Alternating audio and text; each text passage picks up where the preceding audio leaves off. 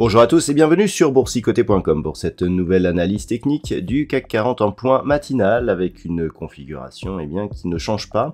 Hier on pensait que le rebond pouvait se prolonger, donc suite à la forte baisse que nous avons connue lundi, mais au final ici on se rééquilibre sur la zone des 7110 points dans un mouvement qui globalement fait plus penser ici à un changement de direction et donc à une prise de direction baissière donc en phase de consolidation qu'à un mouvement erratique qui pourrait être repris ici et dont on verrait un suivi comme un retour ici dans la zone de range que nous avions auparavant.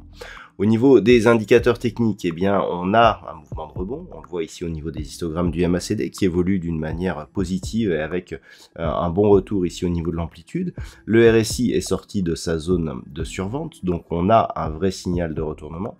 Mais au niveau des cours, pour l'instant, alors il est peut-être un peu trop tôt, on peut voir que le compte n'y est pas. Je vais revenir sur les retracements de Fibonacci qui nous apportent aussi beaucoup d'informations. Mais globalement, pour l'instant, on est toujours ici dans une phase de stress avec un mouvement qui est en train de s'orienter à la baisse d'un point de vue court terme. Au niveau du palmarès des valeurs, alors nous sommes en baisse au niveau du CAC 40 aujourd'hui, puisqu'au moment où je vous parle, on perd 0,6%. Nous n'avons que 3 valeurs dans le vert ce matin, Sanofi donc plus 1,18%, Orange plus 0,90 et Téléperformance. Au niveau des plus fortes baisses, on a des baisses assez marquées avec par exemple Vivendi qui perd 3,88%. Donc, tout cela est lié à des mouvements qui pourraient avoir lieu sur le titre. Nous avons Alstom moins 3,16, Société Générale moins 3,15, BNP Paribas, toujours le secteur bancaire plutôt mal placé puisque nous avons aussi Unibail-Rodamco et Crédit Agricole. Donc on le voit, un marché toujours tiré vers le bas par le risque SVB et les dommages collatéraux que cela pourrait créer. Alors d'un point de vue technique, j'ai commencé à vous en parler, je vous en ai parlé hier aussi, par rapport à cette impulsion ici. Si on trace les ratios de Fibonacci, on peut se rendre compte que le mouvement a provoqué une cassure ici du premier retracement à 23,6%. On est venu donc sur le retracement à 38,2%, donc là c'est très net, et le rebond s'est fait sur le retracement à 23,6, mais qui a agi en tant que résistance. Donc on est clairement, d'après ces retracements, dans une phase ici de cassure, donc phase de consolidation, rebond, et pour l'instant, rebond technique, mais d'une dynamique qui reste baissière. Ces retracements de Fibonacci, le fait qu'ils soient relativement bien respectés, ce n'est pas lié au hasard, ça veut dire tout simplement que malgré ici cette forte phase de baisse que nous avons connue en début de semaine, nous sommes dans un mouvement technique. Le fait que l'on s'arrête ici juste sur le 38,2, que l'on rebondisse juste sur le 23,6, étaye plutôt cette possibilité. Donc, si on est dans un mouvement technique, c'est qu'il n'y a pas de mouvement de panique. Donc, globalement, il va falloir surveiller ces niveaux pour détecter des signaux qui pourraient changer cette configuration. À ce titre, pour revenir ici sur un mouvement, qui serait beaucoup plus calme, il faudrait tout simplement, suite à ce contact sur la bande de Bollinger inférieure, revenir au-delà de la moyenne mobile 20 exponentielle, et donc au-delà de la zone ici des 7198 points.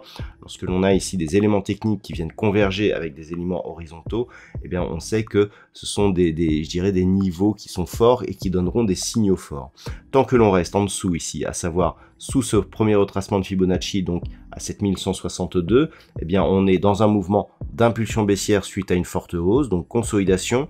Tant que l'on est sur le 38,2%, il n'y a pas encore de signaux d'affaiblissement de cette impulsion. Par contre, en dessous, effectivement, on commencerait à affaiblir ce mouvement, et l'objectif serait un retour possible ici sur la zone des 6850 points. 6950 aussi est un niveau important, puisque étant ici le théâtre de ce point bas, il pourrait donner des signaux de cassure et donc de réorientation un peu plus moyen terme de la dynamique à venir.